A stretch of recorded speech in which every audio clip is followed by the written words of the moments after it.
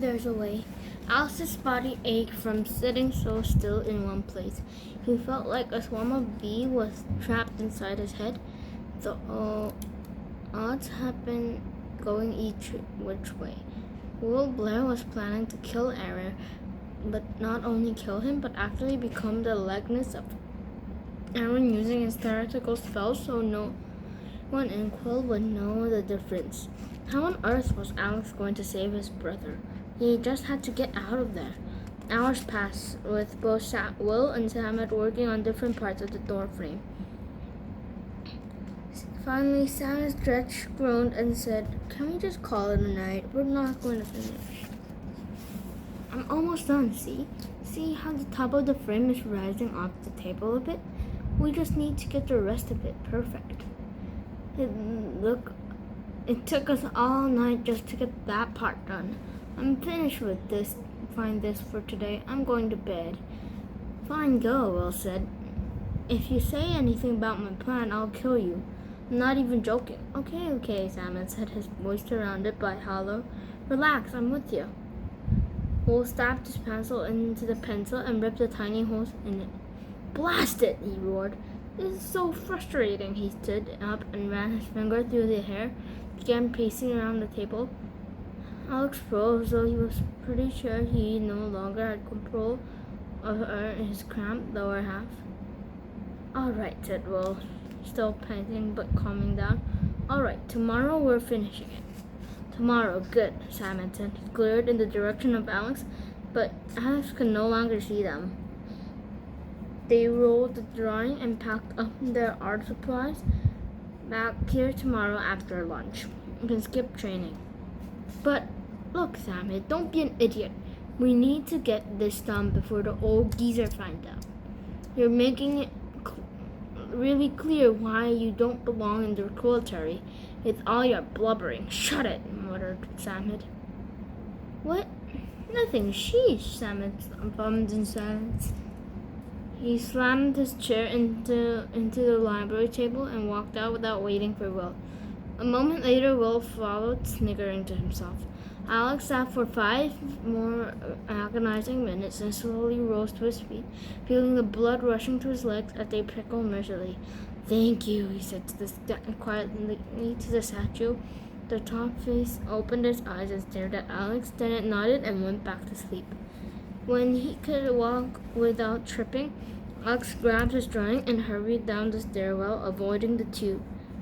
Forgetting a stop by Lani, he ran around the mansion to the front entrance where neither statue was in its usual place, and up to the stairs to his room. Samet stood in front of Alex's door, glaring. "What did you hear?" he whispered. "Nothing. I couldn't hear anything. Too far." Samet regarded Alex, almost quivering in anger.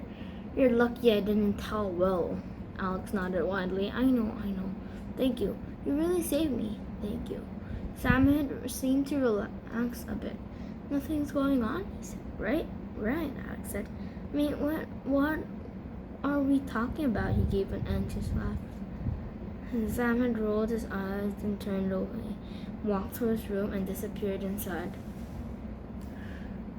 Realizing that going inside his own room to paste up the door painting would only make Sophie start asking questions, and knowing that Samet was safe in his room, and presumably Will was too, remembering that Simber and Florence were both doing other things at the moment rather than standing there to spy on him, Alex looked down at his drawing and realized the perfect place to put it in the secret time of the night.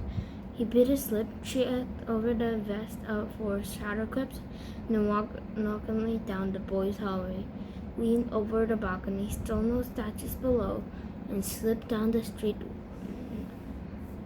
secret hallway to Mr. Today's dark office. The glass shield was down, and all was dark. Once again, inside the office, he unrolled the door and held it against the wall, pinning it up with the shadow clips. After he placed the last pin, he stood back and watched as the door frame grew thick and real before his eyes. Alex hiccuped randomly and gave a shaky laugh, totally giddy and frightened. He was actually finally able to go see and save his own twin. He wiped his sweaty hands on his pants and then reached out for the doorknob, turned it, pushed it open. He lifted his feet over the small threshold and created a space between the painting and the floor and stepped through the opening into the dark dormitory room. Together again. Alex glanced over his shoulder as he pushed the 3D door closed behind him. This door was identical to Aaron's regular door that led him into his dormitory hallway. The two doors now stood side by side like twins. Alex wondered what would happen if the 3D drawings were removed from Mr. Today's office wall. Would the magic door disappear? For a brief moment, Alex felt claustrophobic. What if he couldn't go back to our time? He shuddered and waited for his eyes to adjust completely to the dim moonlight. There was no way Alex could do this without scaring Aaron. He knew that. Alex stood next to the bed, his stomach flipping at knees shaking at first. Alex tried to will Aaron awake, but that didn't work. Aaron's chest rose and fell rhythmically. "Aaron," Alex whispered. "It's me." The boy didn't stir. Alex closed his eyes and breathed in a shaky breath, then blew in slowly and opened his eyes again. He stepped closer to Aaron and touched his arm. "Aaron," he said a little louder. "Aaron, it's me." Aaron sucked in a breath and rolled to the side. His eyes opened, blinked. "Aaron, wake up, it's me, Alex." Aaron reared up wildly, scrambling onto his backside. He let out a shout. "Who's there?" Alex whispered, "Shh, Aaron, it's Alex." Alex's mouth fell open, a look of intense fear on his face. "No, leave me alone." "What?" Aaron blinked and scooted from the far corner of his bed, face agonized. "Stop torturing me, Aaron, please. Keep your voice down before you wake the whole dormitory. Listen, I know you're scared." Aaron's eyes narrowed. "I am not afraid of a dream. Alex is dead. Leave me alone." He spat out the words. This was not the way Alex had thought the conversation would go.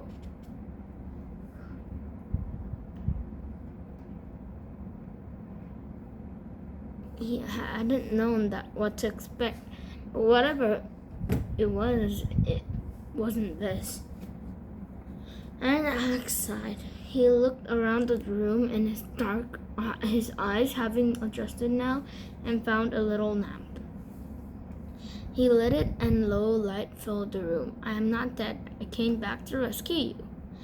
Aaron was silent, staring. His jaw quivered as he regained control of his emotions, and soon his face took on the old serious look. His voice controlled and cold. "You have 3 minutes to explain yourself before I call the guards," he said. Alex's mouth opened. "You're joking," he began to say, and then realized that where he was, cursed that Aaron wasn't joking. Aaron wouldn't even know the meaning of the word. Alex closed his eyes and said, "Aaron, it's me, Alex. Your brother, your twin. I'm not dead because you will be soon if you don't listen to me. If you don't come with me, please." "What are you talking about? How did you get in here?" That cold voice. Emotion was completely gone from his brother's face now. Aaron wasn't glad to see Alex. Alex's heart began to crack. "You better explain." Alex bit his lips. "Get it together, Aaron, please." Alex couldn't help it. He reached out his hand. "Haven't you missed me? Not even a little?" Hot tears sprang into Alex's eyes. "Blast it!" He squeezed his eyes shut and turned his head away so Aaron wouldn't see, then sank down to sit on the edge of Aaron's bed. He took a deep, shuddering breath and let it out again. "I miss you," he whispered. Aaron's face softened the slightest bit. "Alex," he said, "if you aren't a dream, where have you been hiding all this time? Did you escape from the Eliminators? How could you survive this long? It's impossible." Alex knew he had to do this right.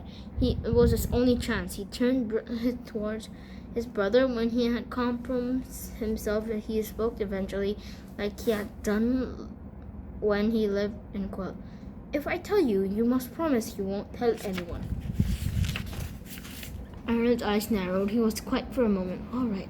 I live in a secret world, a wonderful, magical world of art and creativity. Aaron stared. Now I know for sure I'm dreaming. It is a world very different from Quill. We have fun there. We paint and draw and listen to music. I have no idea what you are talking about or what you want from me. I want you to be with me, Aaron. Remember when we made houses in the mud with the bones? Do you? That's called drawing. You loved it, I could tell. But you were too good to admit, even to yourself. Something flashed across Aaron's face and disappeared into a frown. I had no infractions. His voice was cold again. You are like me, Aaron, whether you believe it or not. If you come with me right now, I will show you. Come with you where? My home, in our time, where we will keep you safe. Safe from what? And who is we? We are the Unwanteds, and safe from General Blair's son, Will, who wants to kill you and take your place. Aaron sat for a long moment and then turned towards the wall, lay down, closed eyes. Will Blair is dead. He was unwanted 3 years ago.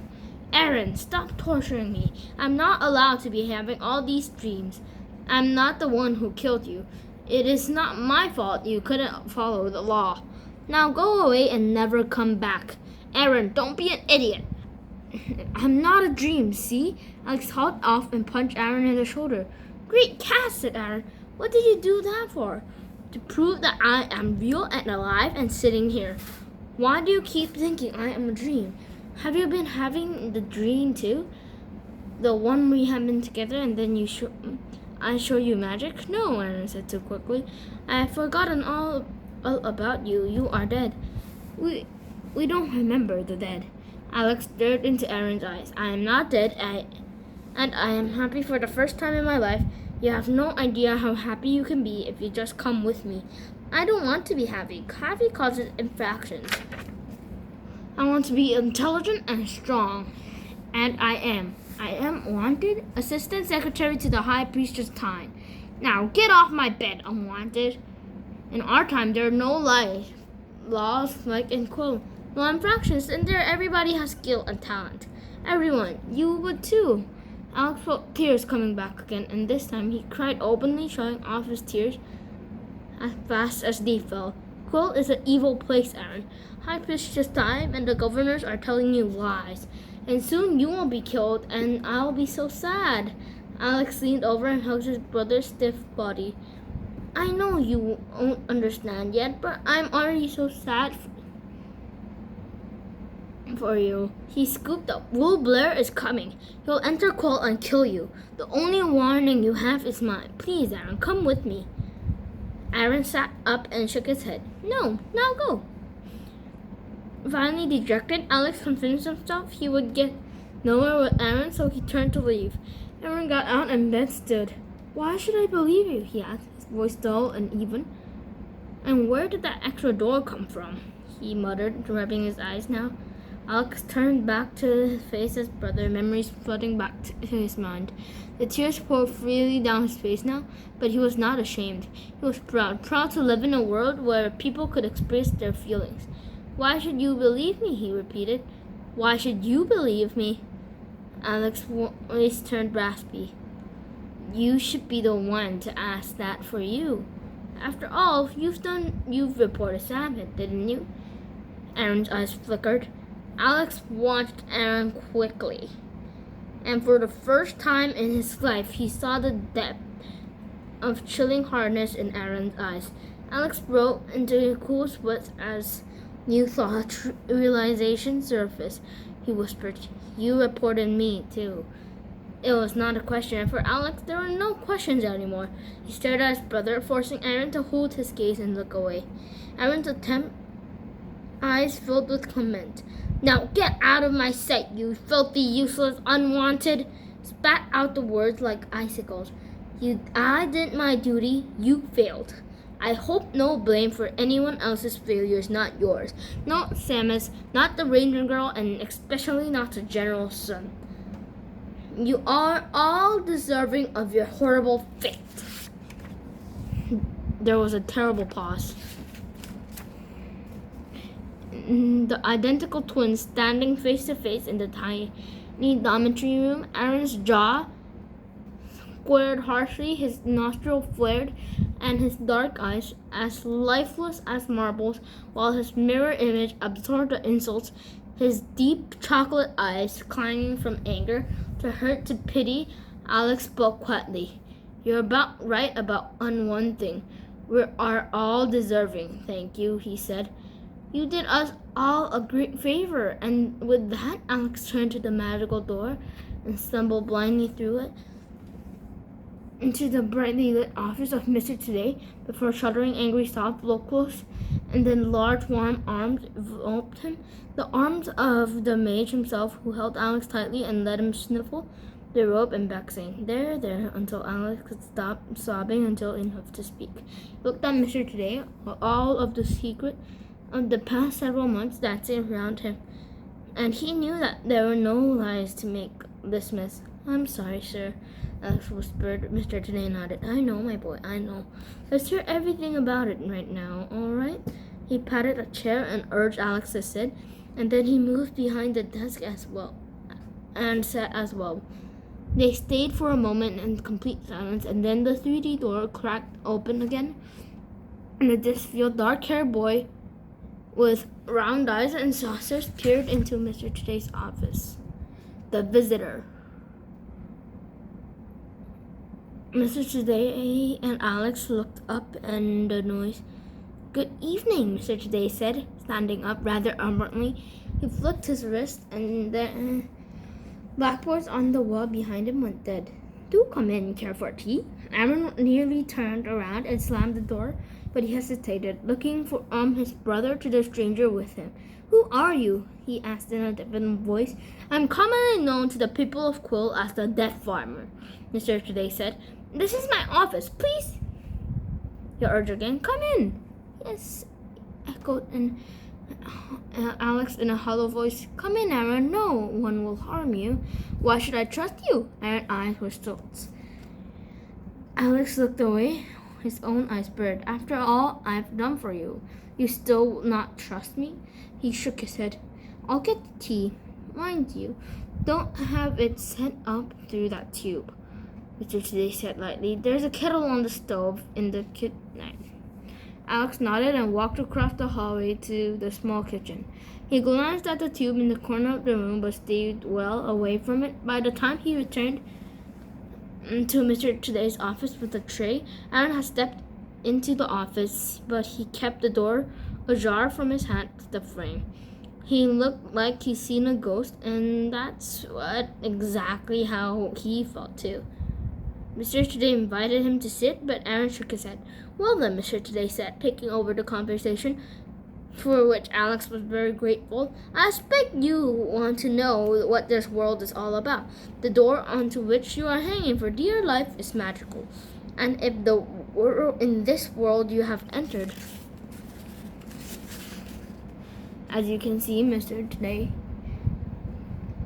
as he poured tea and added several sugars to his own, "Your brother Alex is not dead. He is very much alive and quite happy, I presume. He misses you dreadfully. Though," Mr. Today continued in an afterthought, "it appears to me you have been quite horrible to him at times.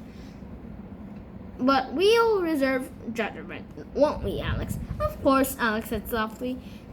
After nearly a year in our time, and facing his own twin and Alex's own turf, Alex felt self-cautious and could think of nothing more to say. He remembered his own immersion into this world and glad now to see a fairly ordinary office environment and Alex was taking in.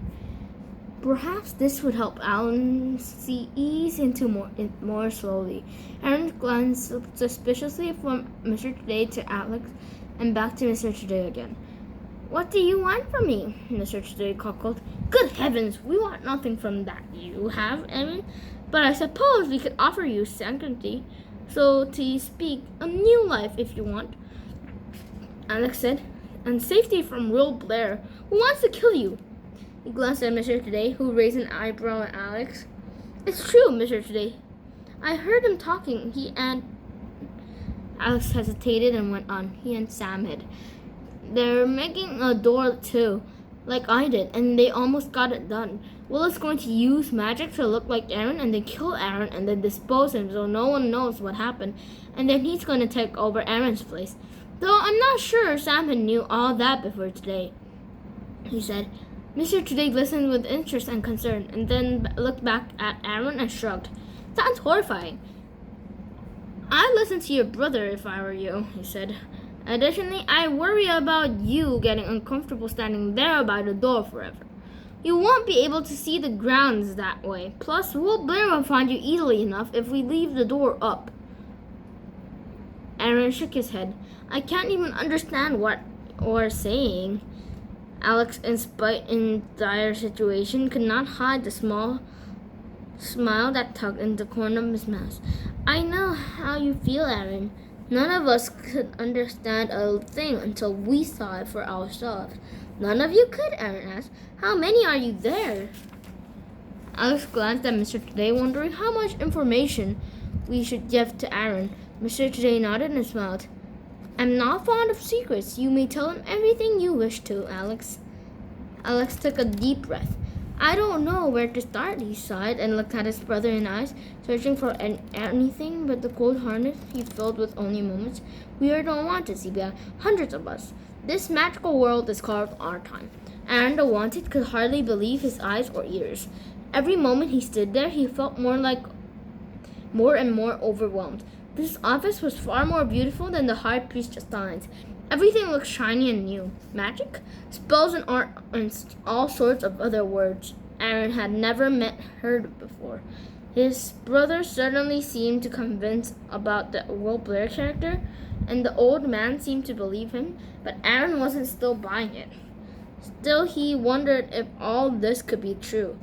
He slowly realized if this wasn't true, if all the Unwanteds were truly here, and he had been the one to discover them, he would be greatly rewarded by the High Priestess Stein. It was all too crazy to be true. It was like the craziest dream he had ever had, and he didn't like it one bit. These dreams were getting way out of control. After what felt like an hour or more, Aaron grew tired of standing by the doorway. Come on, Aaron. Let me show you Mr. Today's mansion, Alex said. Aaron looked at his brother and small blimp of something deep inside. But within a moment, it was gone. No, I've got an early appointment at the palace, he said brusquely. Alex gripped the edge of the desk. What? I follow the law. I do my duties. You will never learn that, will you? But, Alex sputtered. But you should stay here. You'll be safe. Don't you understand what we're trying to tell you? Aaron stared at Alex. The identical twins stood motionless, facing each other. Finally, Aaron spoke. I have never understood you, and I'll never will. Please, leave me alone. And with that, Aaron swiveled around and pushed open the 3D door, stumbled a bit, and the unnatural threshold that was made by a painting, not quite reaching the floor, and slammed the door behind him. Alex smashed his hand down on Mr. Today's desk. No! Broken ties.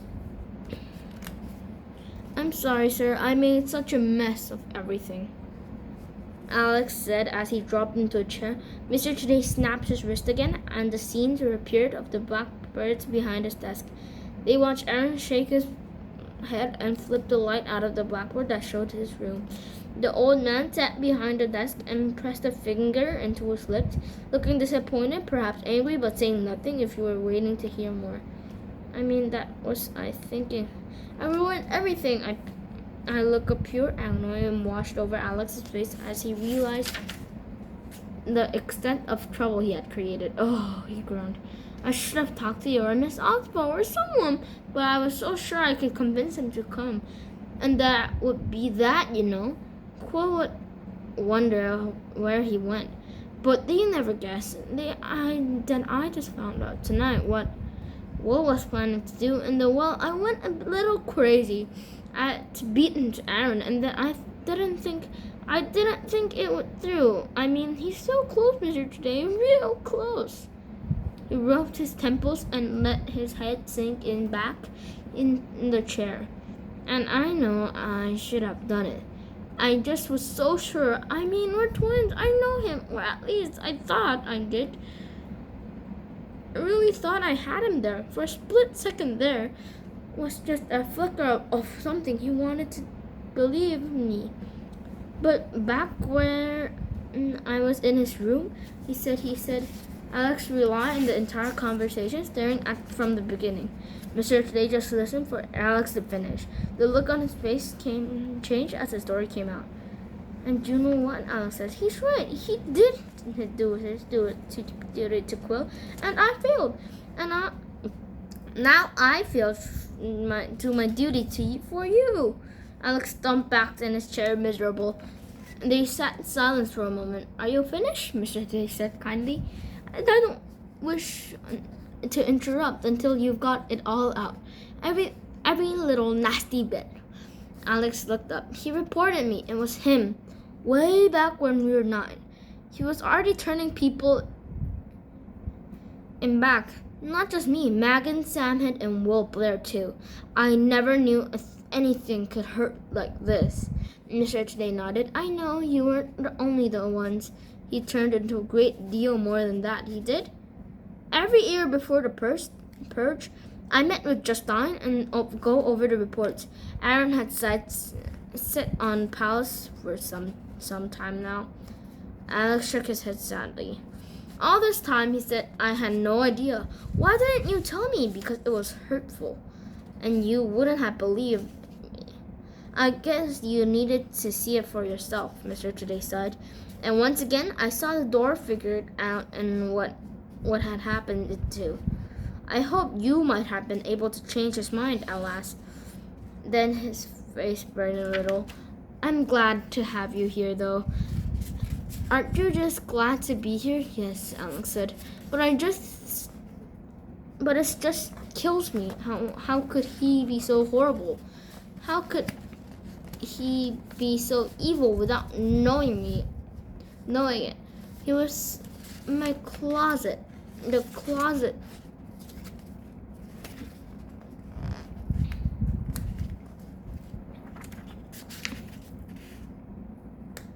Well, it was just everything. And I felt so stupid. How should I have known? Back in the mud, he sighed. And what happens now? His voice grew fearful. We'll never know until it happens, Mr. Today said. But it's likely that Aaron will report having seen you, even though he promised he wouldn't. And it's likely that Will Blair would succeed eventually in getting his door finished. Which one of them acts first, only time will tell. I'm really sorry. Come now, Alex. Let's be done with the apologize, Mr. Today said. Let me tell you, my boy, I admit to holding the out slice of hope of the twin connection in getting him to stay here once he walked in the door. I witnessed that power before, but I should have known better, Mr. Today trailed off deep in thought, and it was quite in the room for several minutes. Alex, who was completely spent, drifted off to sleep in the chair during the silence, but he startled awake when he heard a growl at the door. Standing were the most enormous gray wolf. Hello, Marcus, Claire said. You wanted to see me? The wolf's shrill voice was as deep as a blossom. Mr. Today rose to his feet and smiled warmly. Gunnar, how nice of you to come. I'm sure you recognize Alan Stowey. Alex, this is Gunnar. You may have seen A Time of Two in the Trexteria Journal. Yes, Alex said, remembering. It was just a bit nervous having the wolf so close, but he swallowed his fear and said, his voice shaking a little, It's nice to meet you. The wolf nodded politely. Marcus, is everything all right with the children? The wolf's bright blue eyes shifted towards Alex briefly, as he left the rest of the question unasked. Mr. Today looked puzzled, and then his face brightened. Oh yes, quite fine. No, I wanted to speak with you about the matters of Quill, which continue to change by the minute. Alice Stowey knows our existence now. Do what you can keep him in sight. I fear he'll share the knowledge with Justine and within days, if not immediately. The Grey Wolf nodded. Alex lowered his head, feeling fully responsible for it. And a favor, if I asked, Mr. J said. Of course. And I think you should alert the jungle creatures to what's happening. If we will come to war, I surely offer my protection for those that wish it. But if I feel inclined to fight with us, Mr. J's voice was humble, it will be great for their hope if it comes to that. Would you let them know? The wolf regarded Mr. Today thoughtfully. It would be better, I think, he said carefully, for them to hear it from one of their own rather than from me. Mr. Today tapped his lips, so it would, he murmured. I'll speak to Arisha. He roused himself briskly and nodded. Then he pulled a 3D painting from the wall. He rolled it up swiftly and touched one end, and the armband with the rock grew around it, holding it firmly closed. Mr. Today put it in a clipboard near the door and locked that as well. Alex knew it was for the best, but it was hard to see all those hours of work get locked up in a cupboard. You should probably do that immediately, the wolf said. He glanced at the big picture in the lounge and just outside Mr. Today's office. Alex followed his gaze and saw it nearly dawn. He yawned despite his better intention, but it had been a long and sleepless night. Very well, Mr. Today said. Alex, perhaps you would like to catch a few hours of sleep before training begins? Alex jumped. Oh, yeah, of course. I must go as well, Gunnar said. Mr. Today smiled and followed the two into the hallway. Gunnar kept walking across the lounge, past the small kitchen, and into the room where all sorts of monitor and gadget were softly. He hoisted himself to his hind legs and stood at the tube in the corner. Take care, Gunnar, Mr. Today said. You also, Gunnar's body shimmered and blubbered as it disappeared. Alex blinked and rubbed his eyes, not quite sure what he had just seen. There's a tube to the jungle? Mr. Today put his hand on the boy's shoulder as they walked down the hall to the balcony. No, he said. That tube is quite different from any other. Please don't ever use it. It goes to a place you wouldn't want to go. He turned around and pointed at the ceiling and murmured, Glass! Liquid glass shimmered across the frozen place, sealing the area. Mr. Today, Alex said, Why don't you protect your office more carefully? And I could still see the blackboards when the glass was in place. And sometimes the glass isn't up at all, you know.